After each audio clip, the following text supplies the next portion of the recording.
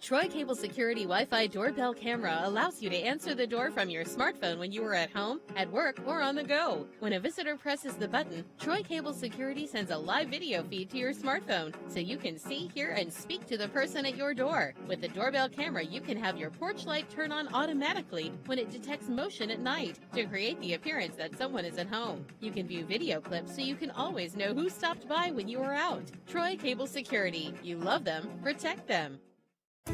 A personal touch, a high level of trust. Whether it's checking and savings accounts, personal or business loans, or our local friendly service. That's what Troy Bank and Trust customers expect. But now we offer more. Free identity theft protection for our new and existing customers, protecting your family's time, money, and good name from identity theft. Because protecting your identity is now a big part of our identity. Life is hectic enough without worrying if your lights will stay on or if there's hot water for your child's bath. So count on natural gas to keep the energy flowing, even when the weather is unpredictable. Natural gas is always there to keep your home warm, showers hot, and food cooked to perfection. That's why America has relied on safe and affordable natural gas for more than 150 years. And we will be here for you and future generations too. You can count on natural gas from Southeast Alabama Gas District. For a big football game between the Auburn Tigers and the Houston Cougars. But Bill Rice has been out all night long on this New Year's Eve, and we're ready to kick it off with Auburn and Houston. And that game, ladies and gentlemen, will kick off. It's called the Birmingham Bowl, and it will kick off on the 28th of December at noon in Birmingham for the Birmingham Bowl. And so it'll be in the new stadium. What are they doing with Legion Field? Are they ever going to tear it down? I don't know, but I hate that they already cut it down to 70,000 people, but still it was a good place to play a football game, and you know, you would think some of the high schools would play there. Yeah. So forth. But it remains to be seen. You know, it costs a lot of money to tear something like that down. And you got to haul it off. You're right. and haul it off. You're exactly right. Of course, we're drinking hot coffee this morning on our show. Of course, we're speaking to you You know, my brother made a point about that once to me. My brother Rush, the investment banker. Like, you see a lot of malls that suddenly close, and they're empty forever. Yeah, that's right. Yeah. And then you say, well, wouldn't somebody buy it for $1? Which in some cases I think has happened. And Russ said, well, you know, you can buy it for $1, but the only way you're going to make any money out of it is you've got to tear the whole thing down and then pay to haul off all the debris, that's going to cost $1 million right there. I know there's got to be a lot of steel in that building, so they'll sell they can sell that. Steel. But again, it would cost them a lot of money. Well, how many times have you been to Legion Field in your lifetime? I have been there many times. Good, ladies and gentlemen, the gates to Legion Field are now open. You know, one of the most memorable events I saw at Legion Field wasn't the football game. It was a Rolling Stones concert. Oh, boy. They could fit. When I was in college. So that would have been, you know, about 30 years ago. Man, that was good. And it was 70,000 people at a Rolling Stones concert. Oh, boy, that's unreal. Of course, Birmingham has been a fixture in college football for years and years. And I can hear Kurt Gowdy, and I can hear Keith Jackson and Lindsey Nelson and call me some more. Of course, the legendary. This is coming to you from Legion Field in Birmingham. That guy, that PA announcer, was named either Simpson Pepper or Pepper Simpson. It was Simpson Pepper. I think that was his name, and he was the voice of that stadium for years, and was well known. And he was just a public address announcer. Nathan around left end. Play games, 7 yards. And Johnny Musso. First down, the Alabama. Italian Stallion. And we've heard some good things about Johnny Musso and his kids are very, very successful in business, and they were going to give the University of Alabama a bunch of money, I think, recently. And well, he was honored by the Alabama's football banquet. I think it was hosted by the Jefferson County Alabama Alumni Association, and they honored Johnny Musso as their alumnus of the year. You know, Johnny Musso is a commodities. He was big in commodities. Now he lived in Chicago, and that was where the base was for the commodities. That's right. That's where they trade and sell commodities, whatever they are. And of course, that could be cows. It could be corn. Like my favorite show this time of year is Trading Places. Did you ever watch Trading Places? Yeah, of course. See, I love that with Dan Aykroyd and what was the great comedian Eddie Murphy. Not Eddie Murphy, was it? I think it was Eddie Murphy and Dan Aykroyd in that one. All right, okay. And Jamie Lee Curtis. Yeah, was that Eddie Murphy? No.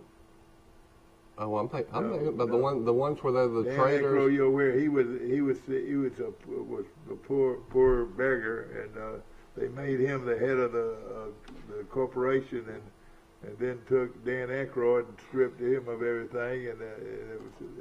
They got revenge on those two guys. And I'll always remember the Curtis girl was the great actress in that show. It's made famous by Johnny Lee. What's her name? Jamie Lee Curtis. Jamie Lee Curtis. Yeah. She got famous in the Halloween movies. Yeah. And of course, you know who her daddy is? Tony Curtis. That's right. Yeah, Tony Curtis. He was a big star for a while. He was a heartthrob in Hollywood for years. And have you ever met a movie star? That's a good question. I don't think think I have ever met a movie star. I do not think I have ever met a movie star. Have you? I'm trying to think. Well, I'll tell you this. I'm a journalist, so I've interviewed some politicians and sports figures and some actor. Sandra Palazzos, who's married to Bob Corley. You know Bob? My good friend Bob, yeah. Her first cousin is a character actor in Hollywood, and he has been in a lot of movies and TV shows, but, just little bit parts. I once interviewed him, but I would not say he is a movie star, but he's a working actor. Well, one of my favorite movie stars, he wasn't the favorite, but and I met him at a Dallas Cowboy football practice in Argonaut, California, where the Cowboys trained, and we went out to see where we went out to see him. DeMarcus Ware. Yeah, DeMarcus Ware. Me and Johnny Williams went, and who was out there? He was out there a long time before I even knew it. He was standing right by me. Matthew McConaughey. No, but you keep going. Clint Eastwood. No, but you keep going. I'll give you 5 more chances, and I'll give you a $100 bill. Oh, well, now I'm thinking. A big movie star about the time DeMarcus Ware was. A big football fan. Wouldn't have been Bruce Willis. No, you're close though. It wouldn't have been Woody Harrelson. No, not quite. You got 3 more left. It wouldn't have been. He's a Dallas Cowboy fan. Yeah, he was a Dallas Cowboy football fan, and he stood there next to me for a long time, and I didn't realize who it was, and Johnny came up there. You know who that is, don't you? And I said no, and then I turned around and said, yes, I know very well. And he was a big football fan, and Jack Nicholson was a big L.A. Lakers fan.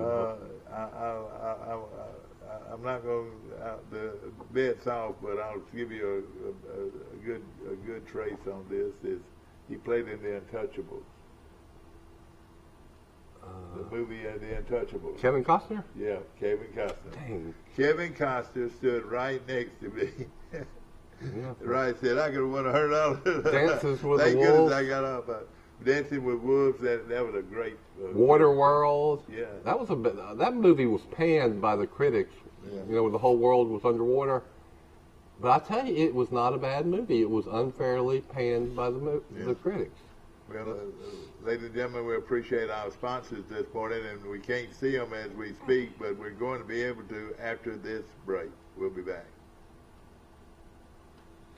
Kevin, I told you that his first big movie role was in The Big Chill with all those other with all those famous actors like William Hurt and Glenn Close. And watching that. Well, Hey, Steve. They cut his part out of the movie. So after they edited it, he was supposed to be in the movie, and he wasn't in the movie at all. Okay, Costin wasn't in the movie. He had acted in it, but they cut his whole role out of the movie. Oh gosh, isn't that something? Hey, Steve. Yeah. We need a picture in here.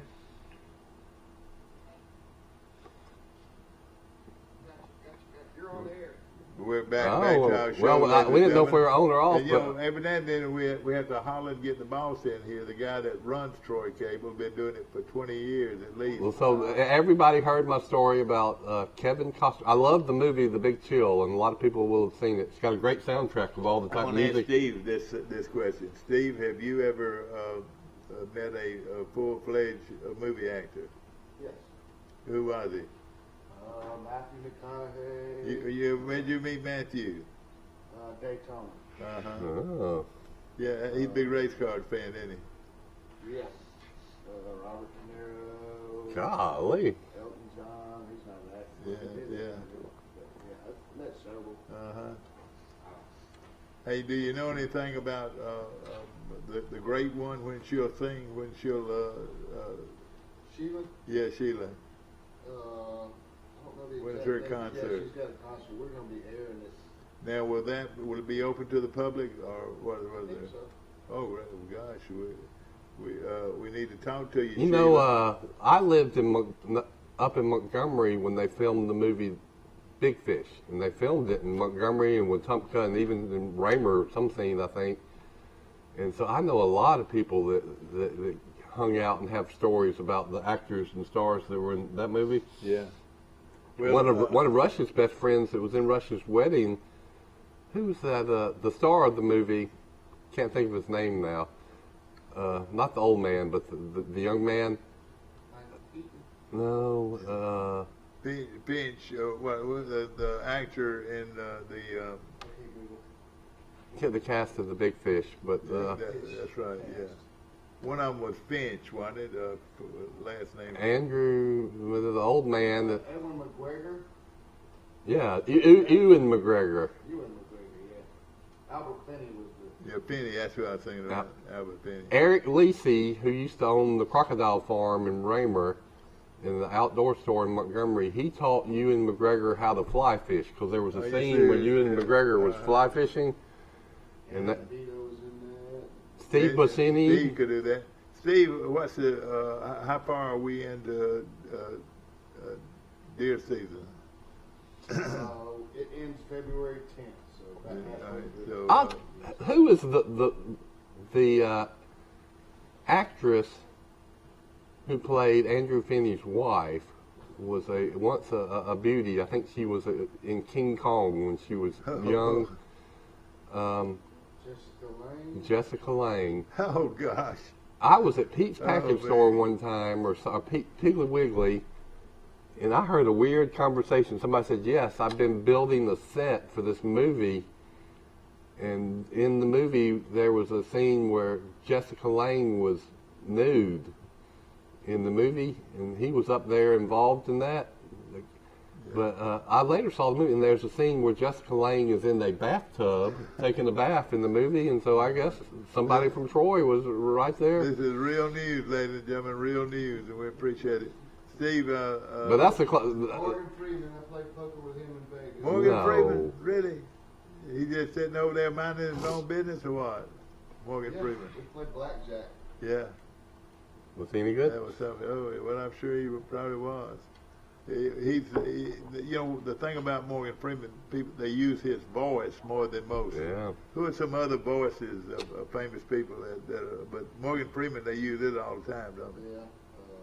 Gene Hackman did a lot of narration for commercials. The great actor, like for American Airlines. Yeah. And I'll take Donald Sutherland. You remember from the MASH movie, and he was a big star and has had a good career. I hear his voice a lot. During that long series that everybody watched, Kiefer Sutherland. That's his daddy. My wife just loved him as an actor, you know, Kiefer Sutherland. That was a real good, how many weeks was that? That he starred in? 24. 24. I thought that was really good, didn't you?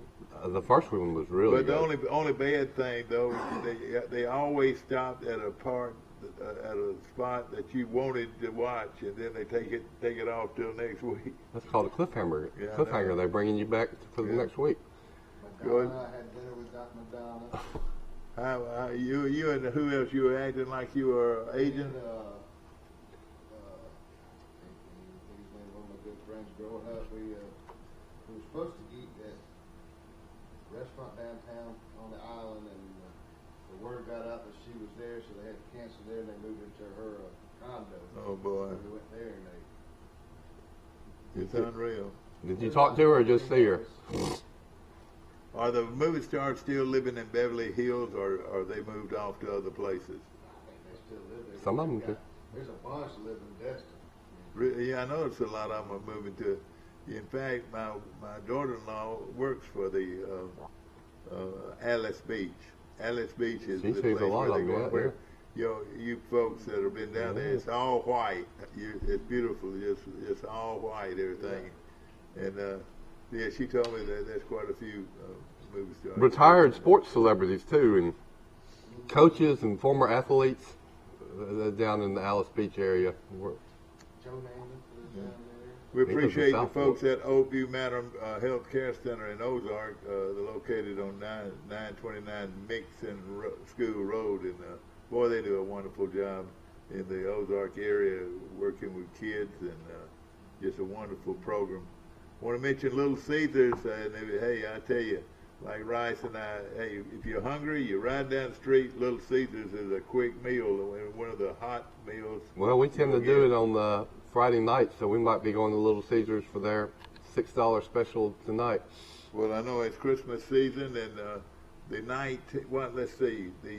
What is the date that these kids are getting out of school? Next Friday. Next Friday. Okay. In Troy City Schools. Troy City Schools, and Troy University is out on the, I want to say 19th. I'm not sure, but they've shut their doors down for almost a month. And that's a pretty good little vacation. If you wanted to work for somebody, you can get off every now and then. It was good. It was always nice if you made good grades in your semester to come home for Christmas break. But what if you had bad grades and you were always dreading that your grades coming in the mail and your parents finding out? Yeah. Mike Amos evidently has overslept this morning. December the 17th, it starts the bowl season, and of all the places, Middle Tennessee gets to go to the Bahamas Bowl in the Bahamas. Now, have you been to the Bahamas? And they're playing Toledo.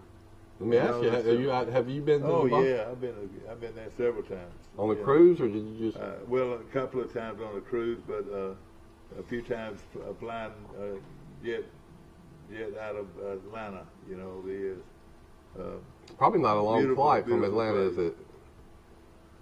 And then, of course, the Cure Bowl is another bowl that a Sun Belt team is using. But Coastal Carolina will play Northern Illinois in the Cure Bowl.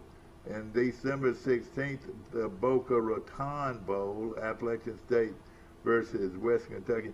See these great places that you can go on a bowl game. And then the 18th, the New Mexico Bowl from Fresno State and Texas El Paso. Have you ever been to New Mexico? Oh yeah, I've been to New Mexico. I went to New Mexico State to watch Troy play football, and we rode around that night and went over and ate Mexican food in Mexico, and I've done that.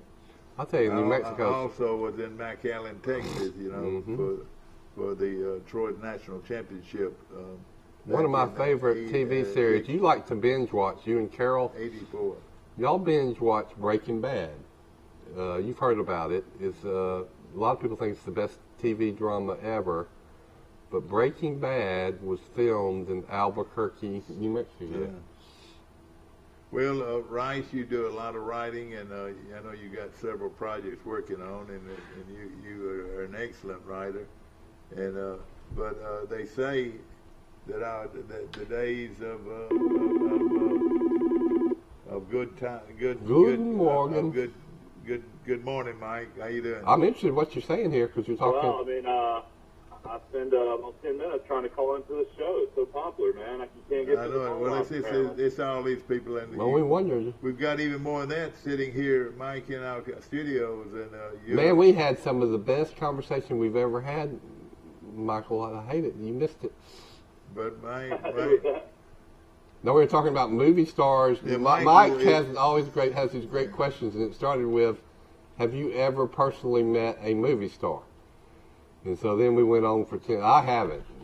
Steve has met a lot. He has. He claims he has now. Mike has stood next. I guess you talked to Kevin Costner when you stood. Yeah, I did afterwards, and he was. Yeah, he had about. The movie star I'd met in person is an actress that won a Oscar. Was one night in Birmingham. I was dating a girl, and we were at T.F. Chang's at the Summit, and Juliana Moore was right next to me at the bar for a long time. I guess, I mean, she's probably one of the biggest actresses in the country. So it's pretty cool to meet her. Oh, that reminds me. These are brushes with fame stories. When I was at Sigma Nu at Alabama, the Go-Go's came and played a concert in Tuscaloosa. You remember the band, how big they were? Belinda Carlisle was their lead singer. Well, I didn't go see the Go-Go's. We had our own band party in our basement, and sure enough, we're in our basement, and I'm going to get a keg beer, and we have a little bar down there in the basement, and I look to my left, and there's Belinda Carlisle. I've never heard of it. So after the concert, she was very attractive. She some Sigma Nu that was super cool and confident bumped into Belinda Carlisle and said, "Yeah, come on back to our fraternity house." Well, she had a cigarette, and back pledges had to have lighters. One of the things we had to wear cotton pants and all these rules, and you always had to carry a lighter with you in case a woman needed a light. And so she was looking for a light, and so heck, I had a light, and so I lit Belinda Carlisle's cigarette. Yeah. True story. Speaking of light, our Christmas decorations start coming on next week, and it's going to be fun with a beautiful Christmas podium here. Of course, ladies and gentlemen, the Christmas parade, Troy's Christmas parade, is Monday at 7 o'clock from downtown Troy. The annual Troy Christmas parade coming to you live right here on Troy Cablevision if you can't make it to the parade. And yours truly, I don't know if this is my last one, but it could be my last hurrah in the parade business. What were you going to say about journalism? I thought you were going to say that. Surely you got about 15 minutes to give to a parade. That's about as long as they last. I think Troy homecoming parade lasted 30 minutes this year. That's the shortest parade I've ever heard of. It really was, and that's not a compliment. They could have gone and got a lot more participation, but maybe. It used to be an hour. I remember that. It used to have over 100 units. Sure did. But also, I'd like to mention, it's hard to recruit all those units. I'll say that. Rice, they're getting to be more and more articles. I read one the other day. They think economically we're going to fold. Have you heard that? Yeah, man, I've been predicting it for years. It's kind of some of the real known experts are saying that they don't see. Well, journalism, you could see it going back 15 years. That just look at the newsrooms that the advertiser used to have. They would have 50 real journalists. Now they might have 3, 4. Well, and yes, it's been able to get parts. And a guy told me the other day at the parts place down here. He said even the big parts places. They can't get parts. There's runaway inflation. I've written a lot of stories on inflation, so here's what I think. Printing money is what ultimately causes inflation. You know, we don't have tax dollars that are paying for all these huge government expenditures. They're printing the money out of thin air. Yeah. So now it's coming home to roost. Well, I want to say this. Inflation and then shortages, man, you're right. Well, I've got to correct myself now. They didn't say that Napa didn't have the parts. They didn't say that at all. But just your general mechanic sometimes is you know, they use some parts that we don't even hear about sometimes, and that they're having a hard time getting parts. You know, there are sections of big cities like San Francisco and New York City that are used to have thriving businesses that are just all closed, boarding up now. There are criminals that are running in packs and running in and stealing products all over the country, and Well, there's so many homeless people out in California right now. I talked to some people that went out to Los Angeles, and they said it's just like tent cities and homeless people all over the streets. They said it's just like, just so depressing. Well, I know it used to be like that out in Portland, Oregon. Well, if Ronald Reagan was president, don't you think we would have stories every day about the homelessness crisis? Well, it doesn't get covered by the mainstream. There are so many stories that I think are important that are being concealed or not being covered. It's because, one, the reporters are all liberal and woke and they don't want to tell the truth. But two, there's not enough of them to write the important stories. So my bottom line that gets me so fired up is I think that the public is not, on many, many topics, is not getting the truth. Or what we think is the truth, the narrative, is probably false. Yeah. Let me tell you this: the bowls. We were talking about how 40-some bowls. 41. I heard this yesterday that a company has started a bowl game here now. Just this week, has started a bowl game so that all the teams out there that had won at least 6 games would have a bowl game to go to. They have added a bowl game with 2 teams, and I don't know exactly which ones. I want to say Texas Bowl with Kansas State versus LSU on ESPN at 9 o'clock that night might be the one, but I hadn't read anything like that. Makes you think that Johnny Williams would maybe know that. I know. Well, we're talking about the economy too, and bowl games. You wonder how many fans will travel to these expensive bowl games, not like they used to. I wonder how many Alabama fans will go to the Alabama-Cincinnati game. That Jerry World seats 100,000. Michael, I would say there's going to be 65,000 people at that game. 35,000 empty seats. I would think Cincinnati fans. This is the game of a lifetime. Oh yeah. This is your Mount Universe. It's a game that if you grow up a Cincinnati supporter, I would imagine Cincinnati will have 50,000 people there. But listen to this. Well, Cincinnati might have more fans than Alabama then. But I'll tell you this: that game is going to hurt at the box office. Not in the box offices, but on ratings. As far as the ratings, yeah, 2:30 kick on New Year's Eve. 2:30 kickoff on New Year's Eve. Of course, how many people are going to be watching Alabama has a choice of where they wanted to play. So they chose this time. They chose Dallas. They could have played in the Orange Bowl if they wanted to. But I think they like the AstroTurf indoor stadiums. Alabama has a ton of, in the last 15 years, a ton of students from the state of Texas. Rich, preppy kids from Texas are coming to Alabama. So maybe they think that some of these kids are back home and they'll go to the game and support Alabama. Yeah, I can't remember. Yeah, that's funny you say that. We got a buddy that we travel with a lot. He's from Mountain Brook. He's got both his daughters date guys from Texas that went to Alabama. Well, you know what? I can't see him I can see him wearing a cowboy hat and cowboy boots, but that's not classy. Wearing penny loafers is what's classy. Alabama's now lost another starter, Josh Joe, the starting cornerback, has broke his toe or had toe surgery, and now he's out for the game against Cincinnati as well. He's number 28. A lot of people, think he's a horrible player. He gave up a lot of deep balls. Got pass interference called a lot. He had a big interception against Auburn, though, and he's a guy that, potentially was a second-round pick at the start of the season. So now he's out for Alabama.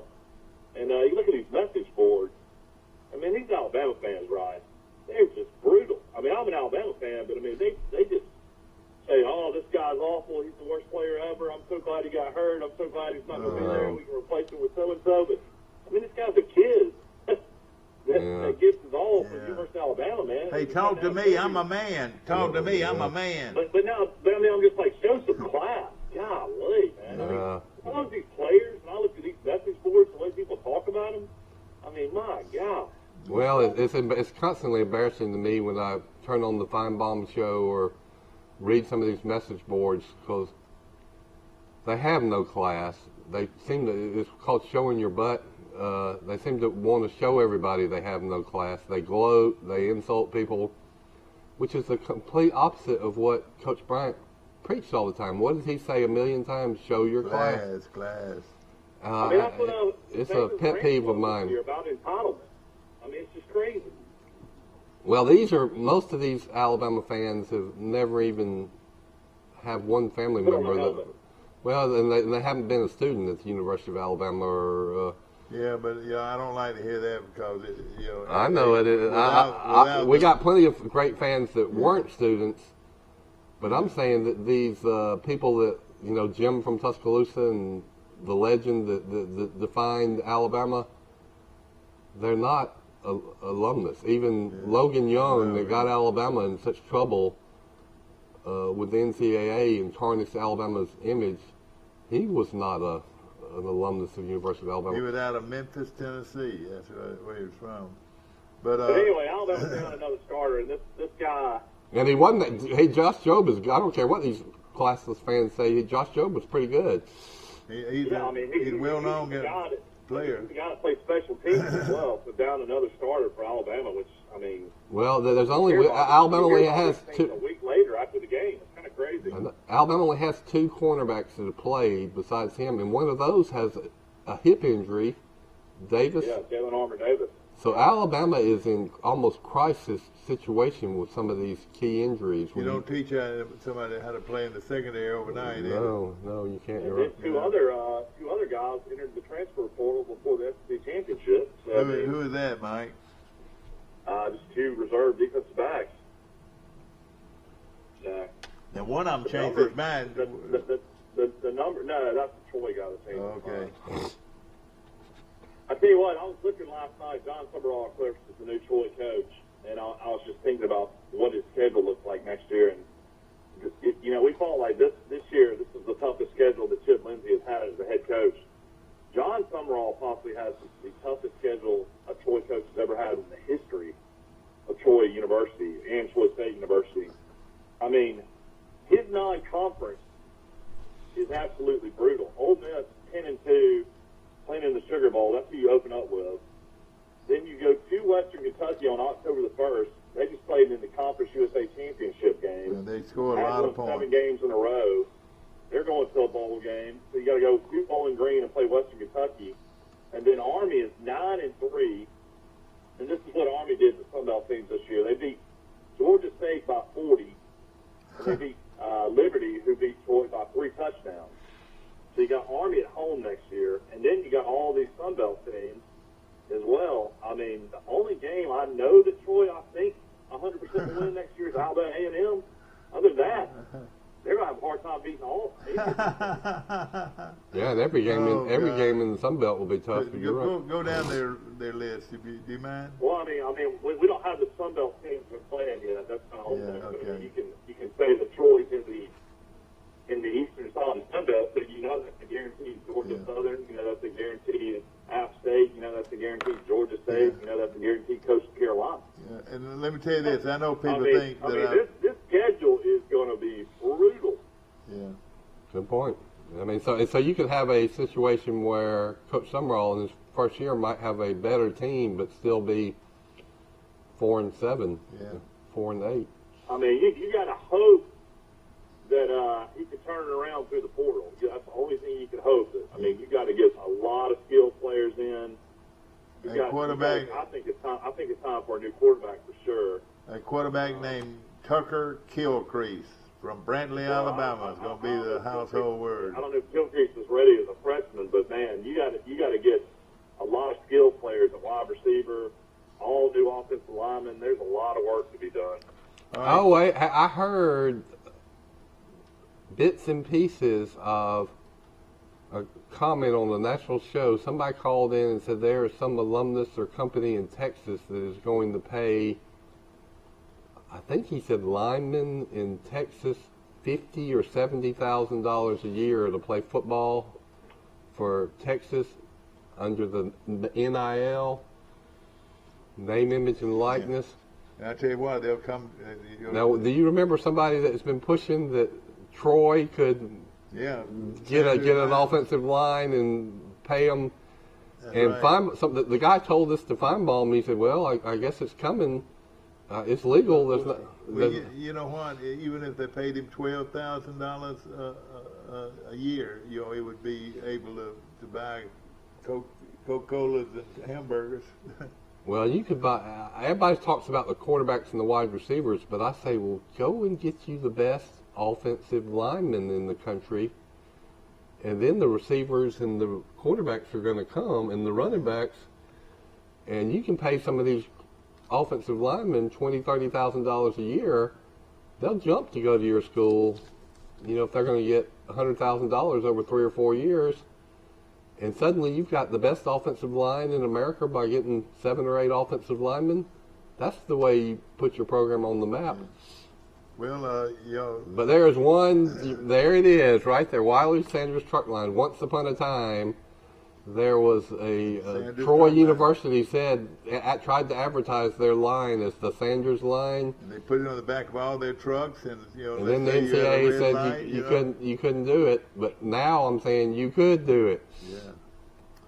But they do so much for our community, and we appreciate them very much. Bryce Young won the Davy O'Brien Award last night. Also won the Maxwell Award as National Player of the Year. Oh, man. So that pretty much is automatic, isn't it? Jordan, how about this? Jordan Davis, the big defensive tackle from Georgia, who did absolutely nothing in the championship game, had 28 tackles and 2 sacks, but Jordan Davis was Defensive Player of the Year. How does that happen? Oh, boy. They don't like Alabama is what I think. The press is tired of... Will Anderson, I would be scared to be Ritter, the quarterback from Cincinnati, in that game. I mean, he is going to go crazy being shunned by all these awards. I think he did win AP Defensive Player of the Year, but that's not as big as some of these other ones. You're right. He won the Bronco Nagurski Award, too. Yeah. He was Bronco Nagurski. Did he play back in Utah? Yeah. No, he played before that. He was way back. Well, the award show, I watched some of the award show. It was kind of a nothing. I mean, it's, I guess because of COVID protocols, they didn't even, usually they have it at one place, but they did it virtually, and it was just Reese Davis and 2 other people talking to these kids on video. Mike, we ought to list off some of the all-time great pro players. Now I can go way back to who's Johnny number Unitas. 1. I can tell you who's number 1 and who's number 2. Johnny Unitas was one of the most No, popular. he's not number 1 or 2. And well, you mean let's see here. The Athletic just did a series and did the 100 best, and of course it's arbitrary, but they got the first 2 right. Well, the one would be Jim Brown. He was number 2. All right, the other one would be Cosmo Yacobachi. Garo, you premier. Wait a minute, I missed what's the top NFL players of all time? Yeah. Brady's number 1, isn't he? Brady was number 1. Tom Brady. He's Brady playing was right number now. 1. Starbuck would be in there in the top 10 probably. I was upset they didn't have John Hanna high enough. I know it, yeah. They actually had Don Hudson higher than you would had Don Hudson higher than John Hanna, but Yeah, he was. Where was Montana in the top 5? He would be one, I would think. he would have been in the top 10. Can't remember where he was. And then, of course, defensive player, they'd have to have like Lawrence Taylor, Mike Singletary, guys like that, I guess. I would say Lawrence. Yep, you're right. And, I was watching some of the NFL game last night. Najee Harris, continues to have a great rookie season, and he broke a Steelers record last night. I read, even though they got beat, Minnesota beat them 36-28, but Najee Harris now is the all-time rookie record holder for the Pittsburgh Steelers. He's now got 873 yards rushing and 397 yards receiving for 1,270 yards from scrimmage in 2021. That's this year. That's right? That's the best running back had ever in Pittsburgh Steelers organization as a rookie. And that's this year. That's pretty good because he doesn't have much of an offensive line blocking for him. I tell you what, he doesn't have much of a quarterback. Okay. You're talking about a quarterback that is not what he used to be. No, you're right. Roethlisberger. Yeah, we met Ben Roethlisberger in Vegas one time, Dad and I did. When he first got into the league. I think it was after he'd won the Super Bowl. Yeah. He was a nice guy. Yeah, but he is no longer has it, in my opinion. Yeah. But he was. There were games where he was really good. He always had the best pump fake. His hands must be humongous because he could throw the ball, almost let go of it, and then bring it back. He did that quite a bit. You're right. I tell you, the guy. He's 6'7" too. He's a big, tall guy. Yeah, I tell you, the guy, and of course everybody loves the former Alabama quarterback Jones, but the great quarterback now, Mike, is this kid that plays for The Cardinals? No, shoot, what's his name? Kansas City Chiefs. Mahomes? No, not him. But I want to say he plays for the Rams. Who's their quarterback, Mike? You think Matt Stafford's the best quarterback now? No, not the Rams. How about the Chargers? Who's there? That Oregon guy. Oh, yeah. What's that guy's name? I'm drawing a blank. They can run so good. He wasn't that great a runner. Came into the draft a couple years ago. Played against Auburn. Auburn beat him. Oh, shoot. I can't believe I can't remember his Don't name. worry about it. But he's the quarterback for not the Broncos. Who's the Broncos quarterback? Who? Bridgewater?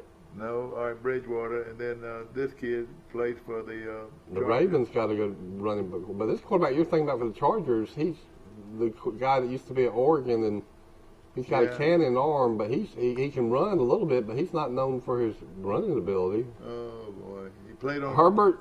Herbert. Justin Herbert. Yeah, listen, hey, he has got it all. Now, he's got a gun for an arm, and he can run. He is not afraid to run, and he's not afraid, period. This guy is a hard-nosed football player. I say right now he's one of the top three out there. I would tell you what, these running quarterbacks, fine and dandy, they're overrated. Look at the best quarterbacks in the NFL in the last couple of years. You got Tom Brady, can't run a lick. Aaron Rodgers rarely runs. That's right. Drew Brees rarely runs. What they do is they're super accurate, and they can process information so fast they know where to throw the football. All right, let me ask you this. And that is Mac Jones. Who throws right now today? Who throws the long ball better than anybody? Brady. No. No, he can't throw. Rodgers or Brady? Rodgers is always throwing a good long ball. Rodgers is close, but he's not. He doesn't throw it the best. And Brady can't throw it long anymore like he used to. Aaron throws it the best. Rodgers. Have you ever seen? You watch him. He throws Rodgers. He throws that thing a mile, and he throws it accurately. You know? He's thrown some Hail Marys where he threw the ball about 75 yards, 80 yards in the air. You know, all you Rodgers fans out there, I believe this Green Bay team's got a chance at maybe play for a Super Bowl. What do y'all think? Yeah, I like him. I don't know. I like Rodgers, but I feel like Rodgers is getting up there in age. I mean, I feel like in the playoffs. Oh yeah, his days are numbered, maybe 2 or 3 years, and if he can stay healthy, Mac Jones is going to be the elite quarterback in the NFL. Watch and see. Well, I tell you, he's something else. Good article here. Daniel Carlson, everybody remembers what a great kicker he was at Auburn, and kicked for the Las Vegas Raiders. He just signed a new contract with the Raiders, 4-year contract for $8.4 million. Are you serious? $10.2 million guaranteed. Now, you know what, I'm tickled pink for him, but, you know, they haven't always paid kickers that kind of money. They're worth it. You know, our guy has you know, kicked for Troy. You know, I'll say Carlson, he was one of the best college kickers I remember. Yeah. He was fantastic at Auburn. Oh, yeah, he is. And then he was drafted by somebody, Minnesota maybe. Well, he missed 2 field goals in a game as his rookie year. They promptly... That's right, they released him. They cut him. And I said, oh my gosh, they've made a terrible, terrible, terrible mistake. And then to his credit, Gruden from the Raiders picked him up, signed him, and he's had a great NFL career too. Yeah. Alabama visits Arch Manning after the SEC championship win. Arch Manning was visited by Bill O'Brien at Newman High School in Louisiana. So Bill O'Brien has gone down there, and Alabama's making a strong push for Arch. I tell you what, the Arch Manning I saw was not a superstar by any means. I saw him his sophomore year. He looked pretty good, but I didn't see him. I saw him on. All he seemed to do is go on high-profile recruiting trips. I mean, does he even practice? It was just. This week alone, Alabama has visited Clemson, Ole Miss, and Texas. The NCAA rules, coaches weren't allowed to talk to Manning. They instead met with the coaching staff. Manning is listed at 6'4", 215 pounds, just lost in the semifinals of the Louisiana High School Athletic Association playoffs. But that was private schools, wasn't it? Wasn't it private schools? But they play in public school league. Oh, they did? He finished his junior year with 34 touchdowns. Yeah, he would be like one of these kids at Madison Academy or Montgomery Academy that goes to a private school but plays in the public school league. And I will tell you this, he might be the type player that might go leave early as a junior. I wouldn't if I was him. You know, that's Alabama's a school that they have so many great players and so much tradition and stuff like that. Maybe he'd want to go to somewhere like Alabama where he wouldn't have to be, you know, Mr. Everything. You know, if he goes to Ole Miss or Tennessee or that's a lot of pressure. I agree. Texas, I mean, shoot, he's going to have tons of pressure. Well, let me tell you something about. If you go to Alabama, you're surrounded by great players. Let me tell you something about Jones, and it's really sort of surprising because he doesn't have a great bunch of runners around him. Well, I don't know, they're pretty good, but the play-action pass. If Jones cannot throw the play-action pass in the pros, he's not near as effective. Yeah. He can't. He's not the kind of guy, in my opinion, that can just drop straight back and just drill the ball. He needs play action. That means faking to a running back. Somebody made then throwing the ball. Feinbaum had some good callers and guests yesterday, and they were talking about how college football has changed, and it's not the college football we remember from our generation or our daddy's generation.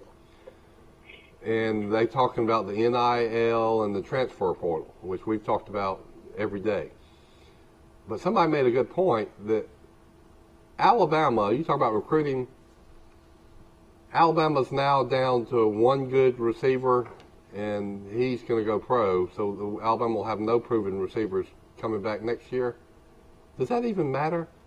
Alabama can go in the transfer portal and get the best receivers in the country. And you know what those receivers are going to see? Who's going to be throwing the ball to those receivers? Now, Mike. Bryce Young, if you're playing at Louisiana Lafayette or at Michigan, and your quarterback's so-so, and you can just in 1 year go play for Alabama and play for the best quarterback in the country that you know can get the ball to you, your draft status is going to go up tremendously. And it's going to be easy. Yeah, the top receiver from Florida got to the transfer portal yesterday. His last name's Copeland, and a lot of people say he's going to go to Alabama and play with Bryce Young. Yeah, oh yeah, that's what's going to happen. You're right.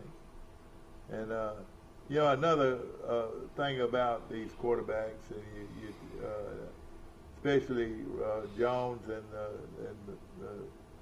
Bryce Young and Bryce Young, they're super kids. They made over a 4-point average. I mean, Young right at over. Well, I want to say Jones was 4.15 or something like that. I mean, they're all super kids. Jalen Hurts was super kid. Yeah, just great people. I mean, all these kids were great kids. Yeah, that's right. Didn't give anybody any trouble or anything.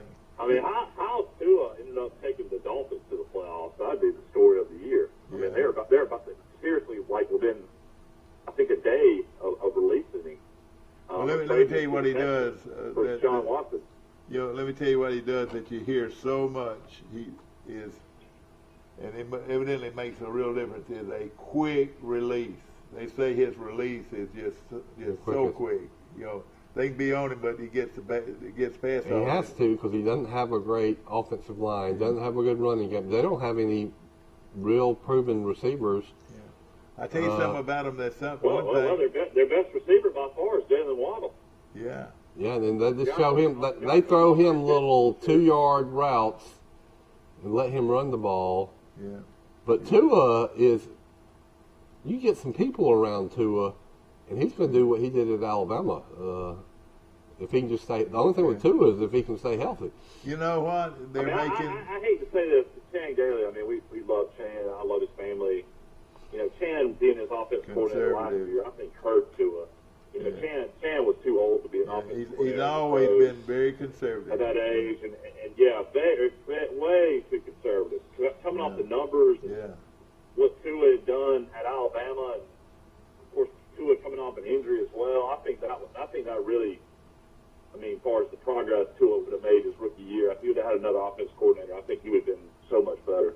Mentioned Piggly Wiggly today, boy, for a great steak. Go tell the folks I said cut me one about 1.5 inches, and boy, they have great steaks at Piggly Wiggly. And Rice wanted a big steak this weekend. Wells Fargo Advisors, Colin McCrary, and all the great folks. I saw Connie at Los Hermanos. That's our new Mexican restaurant. Yeah. Where is that located now? It's next to Piggly Wiggly on Highway 231. Oh, okay. A couple doors down. Real clean and pretty and nice. We talked yesterday that Troy has a lot of really good Mexican restaurants. Now, all right, tell me exactly where this one's located, though. I would say if you're looking at Piggly Wiggly, it's about three on the bypass. Yeah, about 3 businesses down in that shopping center. They've remodeled inside there, and it doesn't look like much from the outside, but you go in and you're going to say, wow, this is bigger than you think. And you know, Yanni's restaurant has been very successful in the Italian food. Where are they moving? Are they moving actually? I don't know. I haven't even been to Yanni's Italian restaurant. I saw Yanni working at getting a building ready, and I was wondering. You know, Sips has moved down on down in the local. I've heard a lot of people talking about it. Hanchy Street is the name of the street where. And buddy, I rode by there Saturday night. Is that named for Warren Hanchy's family?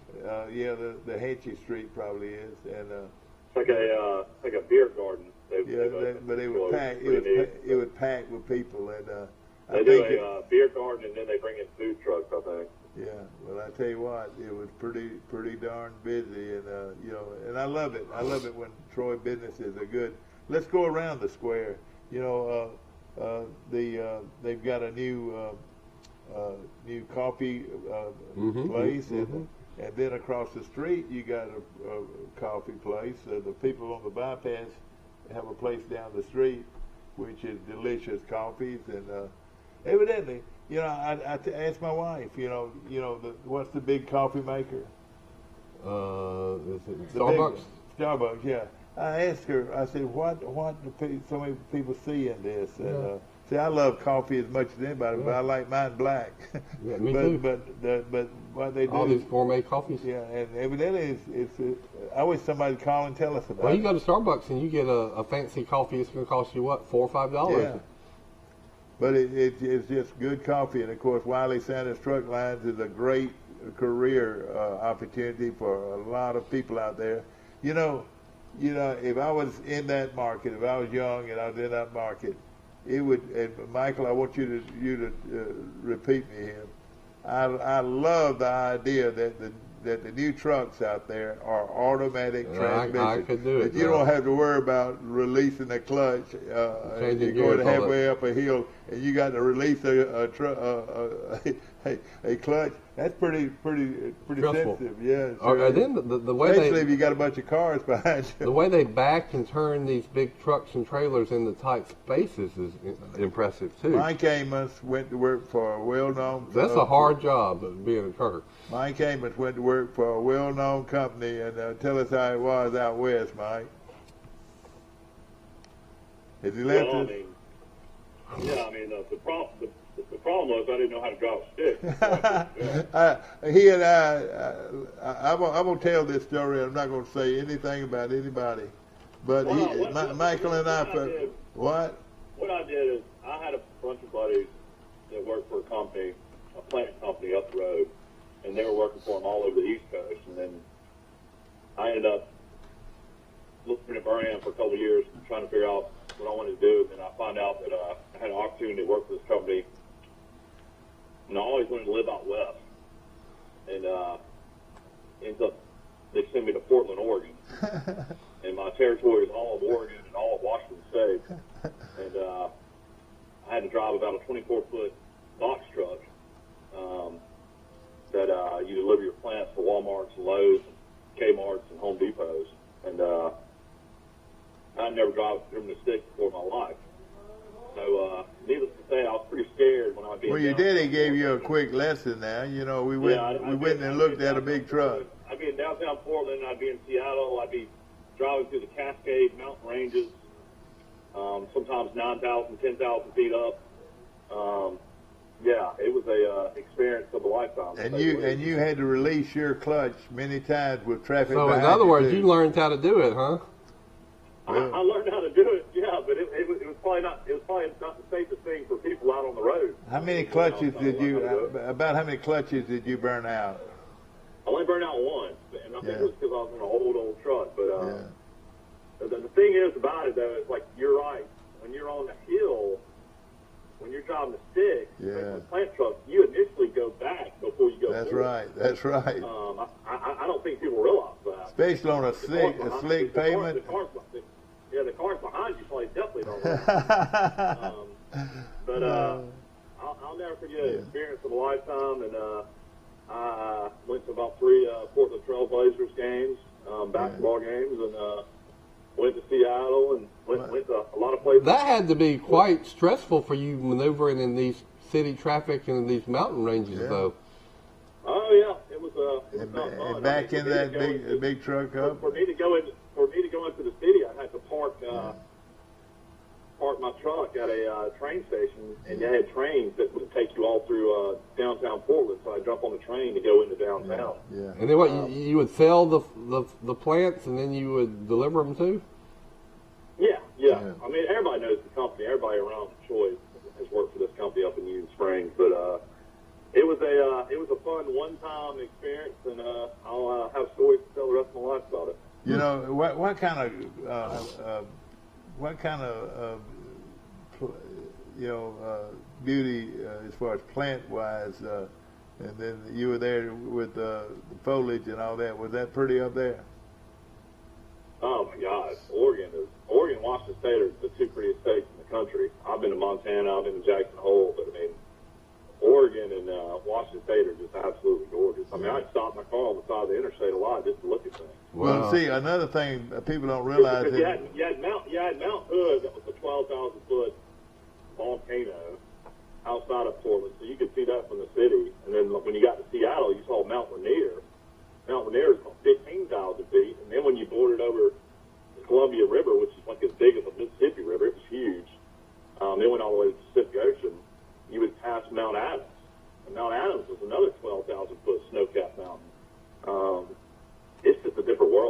And you have big, thick forests, don't you, with big, tall trees? Oh, yeah, it'll make you believe in Sasquatch and Bigfoot, I'll tell you that. Well, that was interesting. I've never been to those states.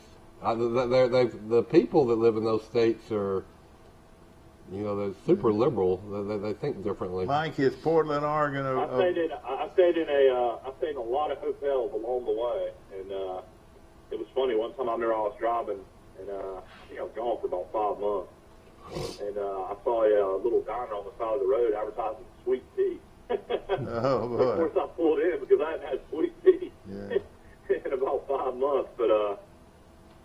The fish out there that everybody loves, which I fell in love with it too. It is a great fish. Everybody loves grouper and snapper here, but halibut is one of the best eating fish I've ever had. Fresh, Abundant out there.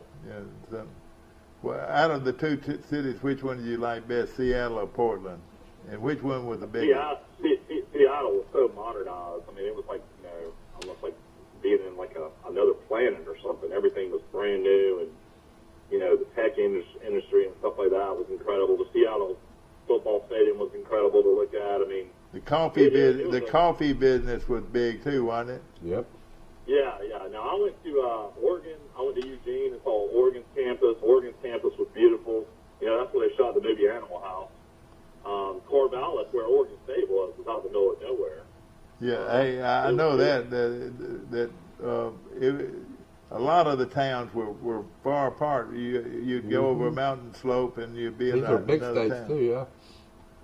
Yeah, I mean, but as far as like lakes and tons of windmills out there, a lot of windmill power out there. That's hard to believe, Dad. I was thinking about that the other day. I'm 45 now. I was 26 when I did that. That was 19 years ago. Well, like you said, it was a good experience. I'm glad you're home. I'll never forget, though, that Lakers game when the Lakers had won 3 straight championships, and the guy, I'm outside the arena, getting there a little late, trying to get a ticket. The guy comes up, and he's like, if you want to buy these tickets? And I said, man, I had $40 or something cash, something like that. The guy said, these are $150 tickets, man. This is right behind the Lakers bench. And I thought the guy was kidding with me. And sure enough, he's like, I got to go, man. I got to go. Just give me your $40. And sure enough, I'm 5 rows behind Phil Jackson, Kobe Bryant, Shaquille O'Neal, Robert Ory, I am right behind the Lakers bench the whole game. This guy right here, it was no question who your favorite player was Robert Ory. Big Shot Bob. Big Top Bob. Boy, wasn't it fun to watch Ory come in and start shooting the lights out in the latter part of a game? Yeah, I would say between Robert Ory and Derek Thomas, those two had to be my 2 favorite athletes of all time in Alabama. Boy, the great Derek Thomas, number 58 or 56? 55. 55. But of course, my favorites. Derek Thomas was. Somebody did a good documentary on him. He was an interesting guy. He was from Miami, urban guy, but he some of his best buddies were good old boys from Alabama. He became good friends from Hank Williams Jr. Yeah, oh yeah. Boy, he was a great player. But you want to take a Milo? Yeah. Let's take a Milo's commercial. Milo. Starbucks coffee break, Village Coffee. Yeah, that's right. Village Coffee got a lot of good coffee places. We're gonna talk about them after we get off. No money down. No down payment. No payments till February 2022. No interest. That's right. It's November at Premier. Shop PremierTroy.com. And the most important nobody beats a Premier deal. Nobody.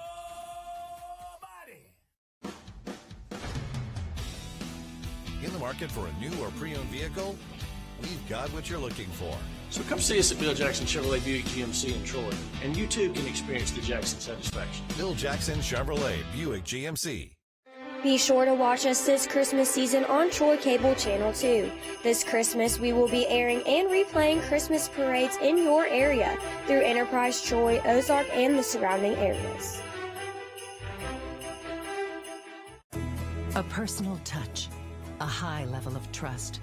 Whether it's checking and savings accounts, personal or business loans, or our local friendly service.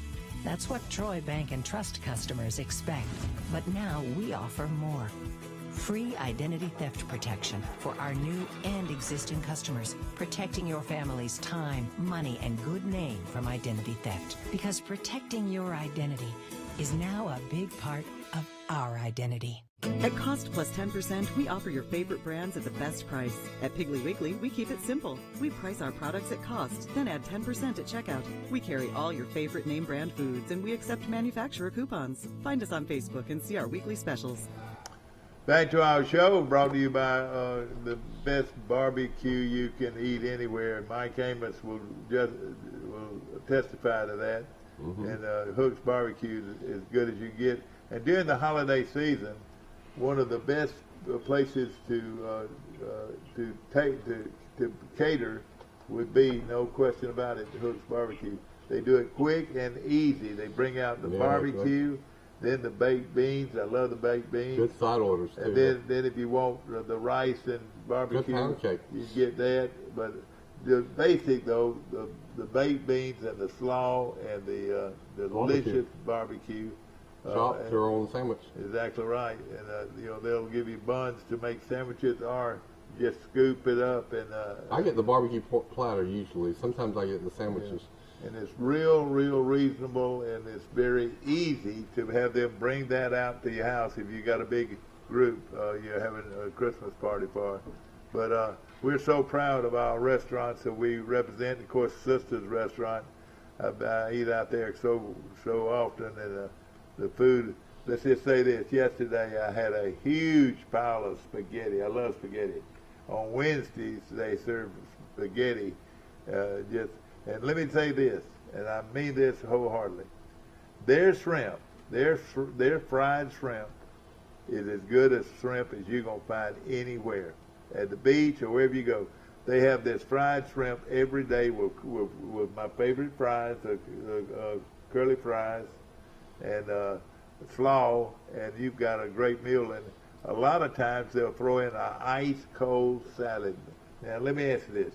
Would you rather have a warm salad or a salad that is ice cold? Ice cold. And that's exactly what I like, and that's what you're going to get at Sisters.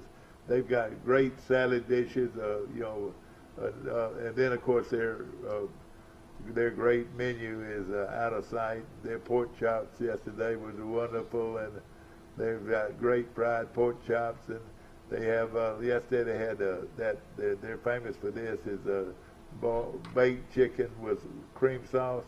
Ooh, that's good. And just so many things that you can order. Of course, I'm gonna. Michael thinks their chicken strips are as good as anywhere you can go. Is that right, Mike?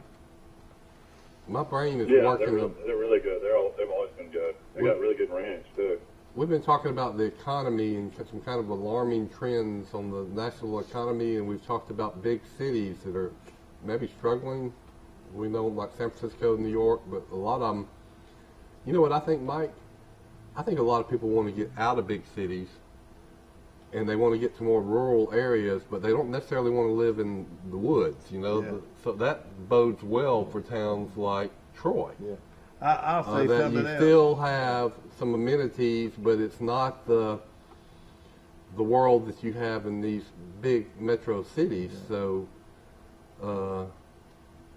Troy's got a lot going for it if it markets itself right. Well, just here yesterday, I found out that a friend of mine was moving back to Troy. She lived in Mobile, and she was moving back and moved in her daddy's, mama's old house, and she's fixed that up real nice. And now I found out that her sister's moving back to Troy, and we're so glad that Martha Jo Blunt, and they say that her sister's moved back to Troy too.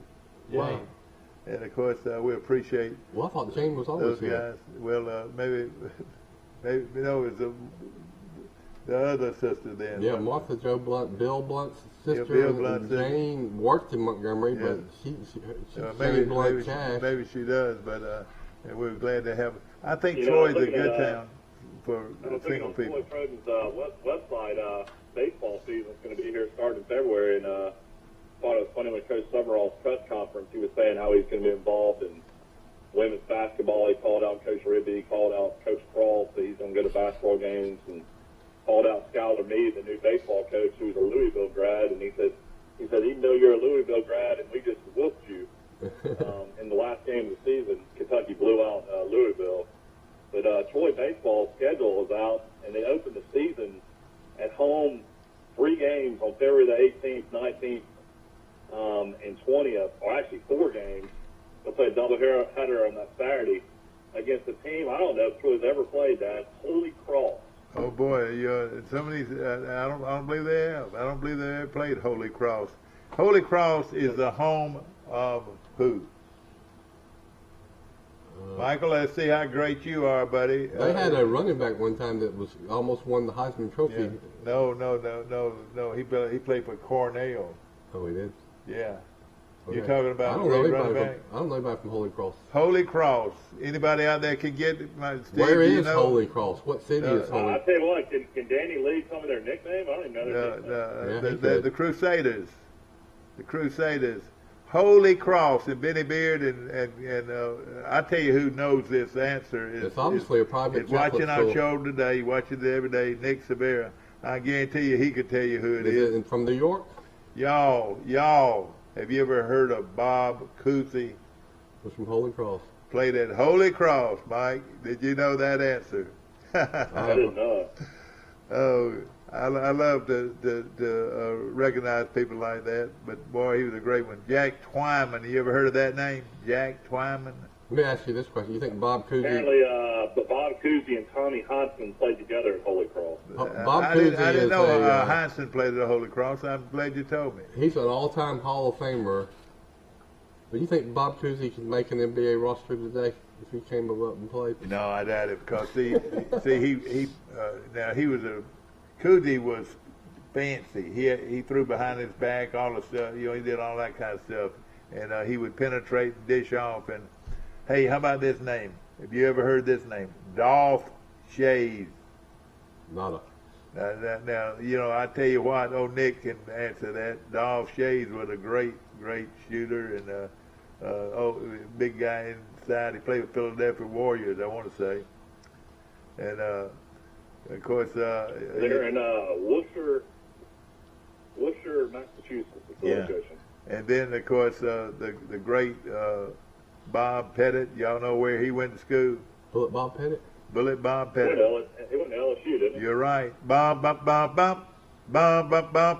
All right, here's the notable baseball game schedule like this. On February 23rd, you and Rice made the trip up to Plainsman Park. Troy will play Auburn on a Wednesday night. Oh, I'm going to be there. They'll probably throw our little left-handed, too. And then Troy will play Jacksonville in the series at home. Of course, Jacksonville is an old opponent of Troy back in the, Hack and Atlantic Sundays. Yeah, okay.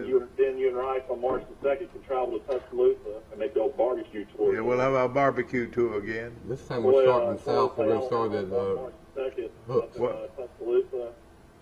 Other baseball games, Troy will host the series against Kennesaw State. Jacksonville State will Troy will play Jacksonville State. Also, big games here. This thing has been in the NCAA tournament a lot over the last several years. Indiana will be coming to Troy to play a 3-game series. Oh, that's great. That's great. Evidently, he's added that. There's some kind of relationship with him in the Indiana. That's what I was fit to say. I was fit to say there was some kind of relationship, because we hadn't always had them on our schedule. That's wonderful. And then Alabama State, another non-conference game. They'll play at Riverwalk Stadium in Montgomery. South and Eastern Louisiana, they'll play. Then Troy will play an interesting game here. I can't remember the last time Troy went over to Atlanta to play Georgia Tech. Oh, yeah, I like that. Yeah, That's I like where Sam Drake played college baseball. Sure did. At one time, it was one of the top 10 programs in the country. I mean, if you went over there, you could go to the famous varsity. Yeah, I know it. Oh, gosh. Overrated. Boy, they're hot dogs, Mike. I guarantee you I can get it. It's overrated, but I could eat a chili dog and a cheeseburger any day. Exactly. Troy, big game here on May the 10th. Troy will host Auburn in Troy on May the 10th. It's like Troy will play Alabama in Tuscaloosa. Alabama will not make a visit to Troy. Now, Auburn, they'll play Auburn home and home? Yeah. Well, I'm glad to see that. And, they hadn't been able to play them lately, and I don't know what kind of probably was, but they will just play Alabama. They used to play at Riverwalk Stadium some too. Do you know why Alabama don't want to play them but once? They had a bad experience. No, I'll tell you what. Because they all get their brains beat out if they don't watch it. I don't know. Last 2 times Alabama played for I know they sure were. Me and Rice left early. One time the kid from Troy beat them with a 3-run home run. Chandler Avant. A 3-run home run against. And we don't talk about Chandler Avant and old Don, his granddad, a good friend of mine. New high school baseball coach at Goshen. And I tell you what, you watch, they'll be good too. Yeah. He's at Goshen. Hickson's won the state championship already at high level arts. And then you got Chase Martin and Charles Henderson. Pretty amazing. That's right, it is. And he's probably the youngest coaches in the state anywhere, you know. You know, Pike Liberal Arts has won 4 straight state championships in sports. In sports, yeah. And I guess we need to get an update on the basketball team. Because if they can win in basketball, that will be 5. Let me tell you this. Y'all going to laugh, both of y'all. Their basketball team is so overpowering. Their basketball team at Pike was so overpowering. They use a running clock in the second half. Teams are using a running clock in the second half because, excuse my language again, because they're getting their brains beat out by Pike Liberal Arts. Yeah. You know what I mean? It should be a cakewalk to win the state championship in basketball too. Those well, they'll have to beat Tuscaloosa Academy. I take that back. That will not be a. Rice, we're going to go on commercial, and when we come back, we're going to have a bicycle. We're going to be showing a bicycle up front here, and let you see what Riley Sanders. Who is going to get that bicycle? Me.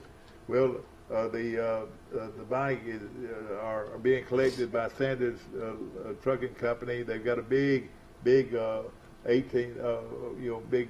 Tell everybody while you're talking about it, what's going on. Well, it's they're raising money for bicycles, to give bicycles away for Christmas, and what better toy? Kind of like Wally Sanders' Angel Tree. That's right. They're getting people to donate brand new bicycles to give to people out in the community. That's right. And exactly. Think of all the kids who really don't get hardly anything for Christmas. If these kids woke up with a brand new bicycle under their and I'll tell you this: if you want to throw in a coat, how about a kid that doesn't have a good coat in the wintertime? You can see it. You can ride like Mike told me he was just thoroughly embarrassed because Troy doesn't have a way to bus these kids to school. And I don't know. I'm not going to get into that. But here comes Steve with it. I'm embarrassed about it. I mean, it's bad for me to know little kids have to walk. All right, look here. Look at Steve. Look at Steve Colley. He's still got it. Look at this. All right. And boy, there it is right there. And boy, isn't that a great shot? And of course, you could Steve, can I bring them by here? Yes. And you can bring by our studio here on South Frontage Street. Buy a kid a bike and bring it by here. I could go to some thrift stores down here and buy about 100 of them right now. I tell you what, and those that look new, you ought to bring them to Troy because we can give them away. But Sanders wants to load up an 18-wheeler, isn't that right? Mm-hmm. And they've got it parked outside Troy Bank and Trust Company, and we appreciate both those. The ratings for the Georgia-Alabama football game. What is it? I looked at them last night. Tell us. Yeah, the average rating was 8.2. That means 15.2 million people were watching the game. That was actually not the best rating all time for Georgia-Alabama SEC title game. Actually, 2018 was a 10.1, 17.5 million were watching that game. So Alabama had the highest rating. Well, at one point during the game, there was 17.8 million people watching. So it ranged. People watch at different times. Yeah, that was just the average. Was 15 million people were watching. So you could say that during at least almost 18 million people watched some of the game. Yeah. Hey, Steve, come bring us that other bike too. It's a good-looking bike. These bikes are you can pick them up at Walmart or anybody that's selling bikes in the Troy area or down in Brundage or wherever. Buy this bike, this beautiful bike, and we've got a great selection of them. And let's give these kids a wonderful Christmas. It would tickle me. I know this as a child.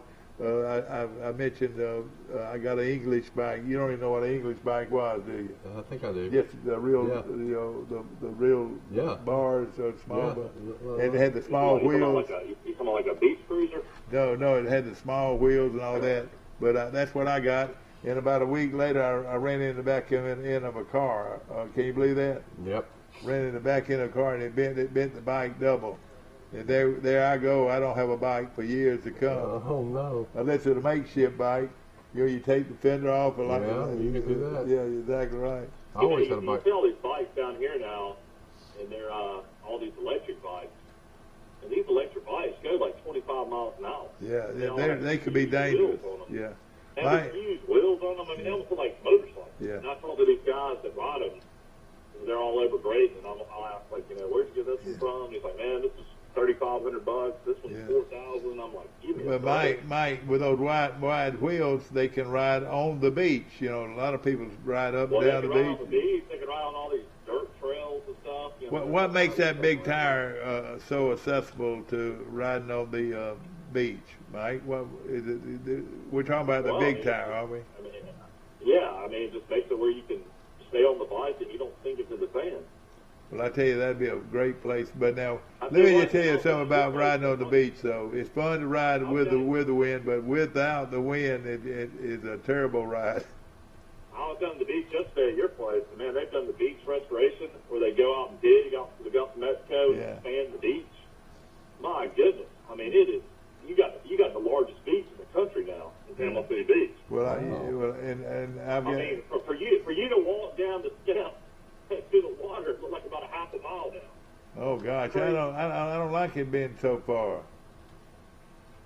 Yeah. But I like it though. Well, how about the seashells? Were there a lot of seashells? Well, no, I didn't walk out there to actually try to find the shells. You could just tell how wide it is. It's amazing. Rice is pulling that one off. Rice, if you want to go get that other one, that'd be a good-looking look.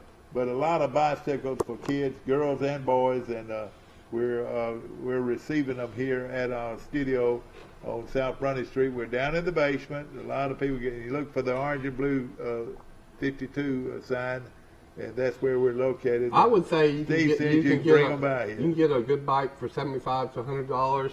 Yeah, oh yeah. And if you got a used bike, if it's in put it in the good back condition, of your pickup truck or SUV. I think they just want brand new. Yeah, well, all right, that'd be great, brand new. And now, what has your buddy got to say about it? John Reeves is one of our dear friends, and of course, his daddy's the mayor, and or his brother's the mayor.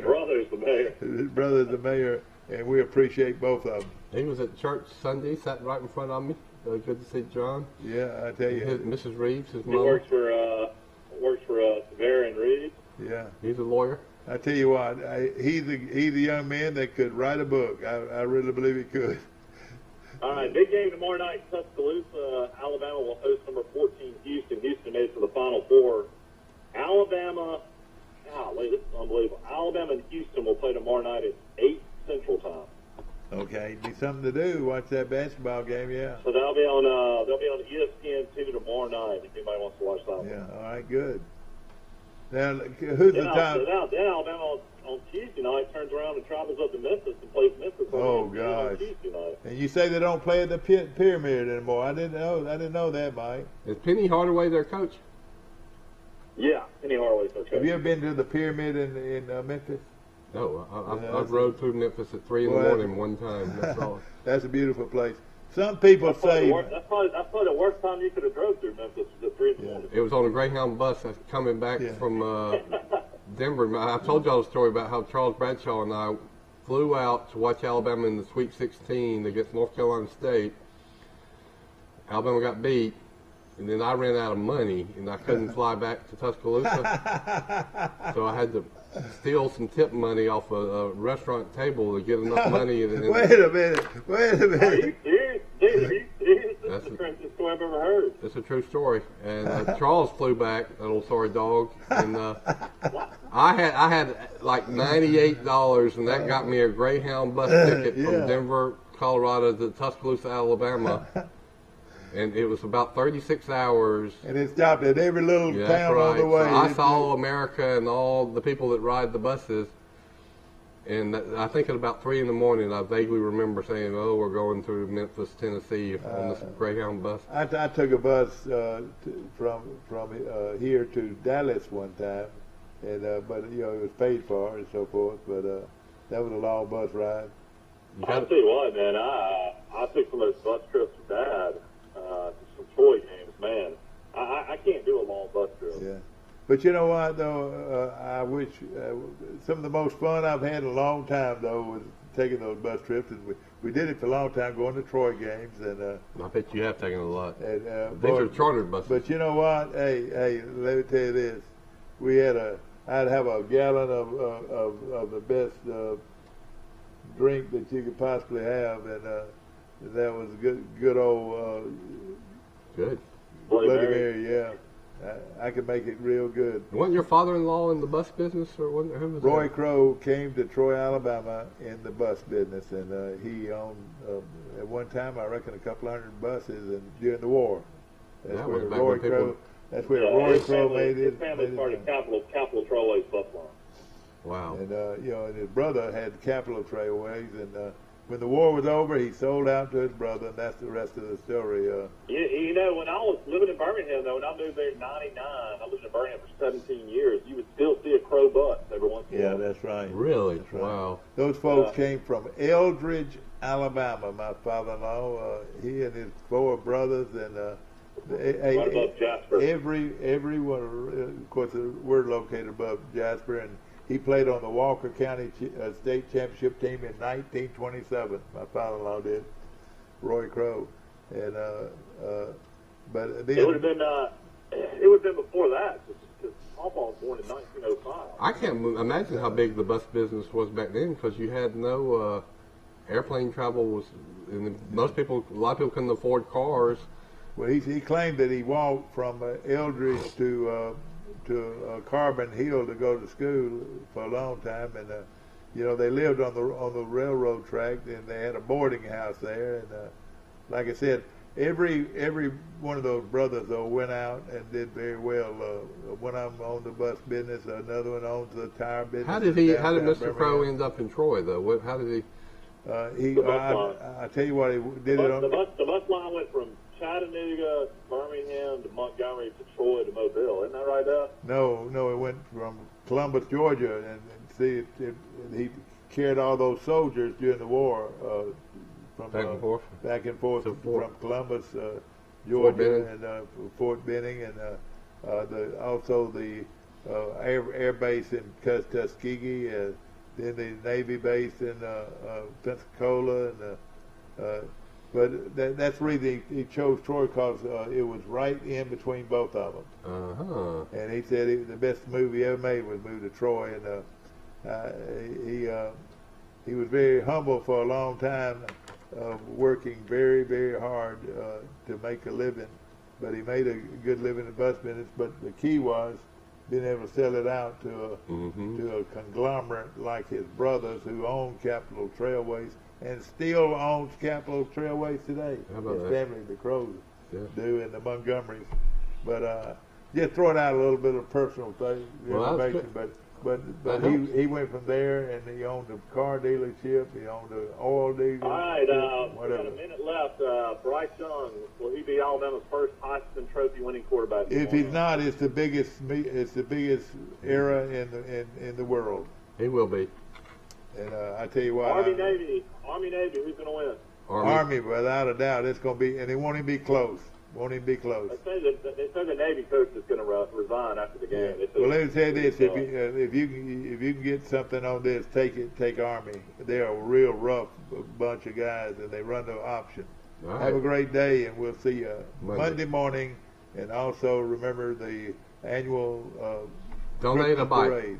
Donate a bike. Go ahead and go donate a bike. Bring it by here. Make some kids Christmas very merry. And Merry Christmas for Bill Rice and I. We'll see you next week, and have a great weekend.